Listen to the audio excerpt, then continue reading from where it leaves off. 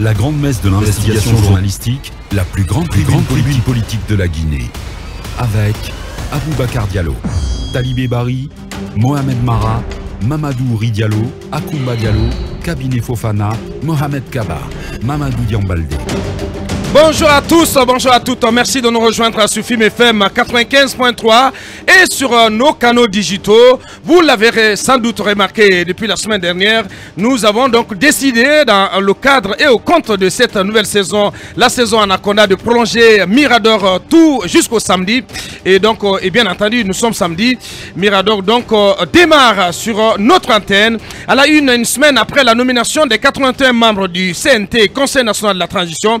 La colère ne retombe toujours pas au sein de l'ANAD, condamné à se contenter d'un seul et unique représentant sur les 15 places accordées à la classe politique, en attendant de connaître la suite que cette alliance politique dirigée par Elhadji Cellou Dalein Diallo, l'ex-principal opposant d'Alpha Condé, va réserver à son traitement. Les défis de la transition demeurent. L'installation et l'opérationnalisation du CNT urge, estime Talibé Bari, afin que cette institution ouvre le chantier de la nouvelle constitution, du chronogramme de la transition, mais aussi et surtout fixe la durée de cette transition, de cette période d'exception sous l'ère CNRD.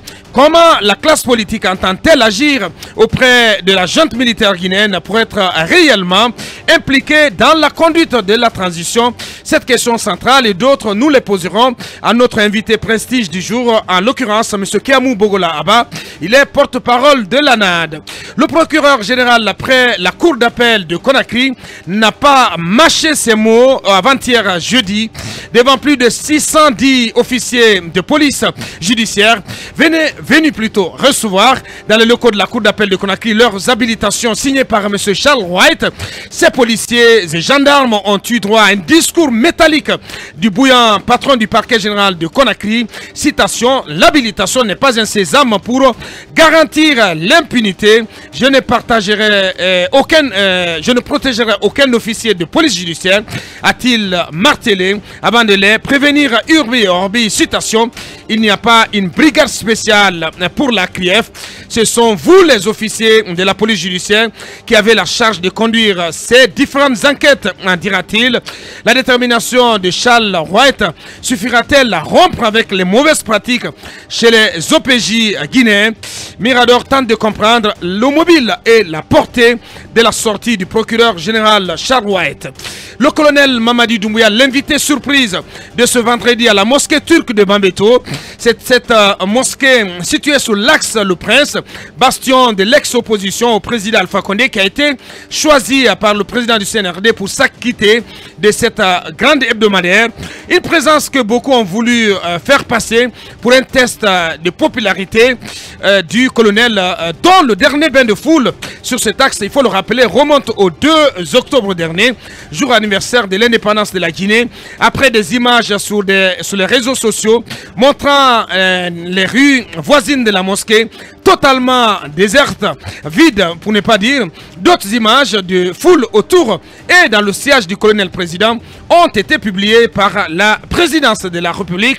Alors, quel message le chef de l'État a-t-il voulu passer à travers cette communication religieuse? Mirador tentera de comprendre. Double concert de la paix et de la réconciliation nationale à Conakry ce week-end.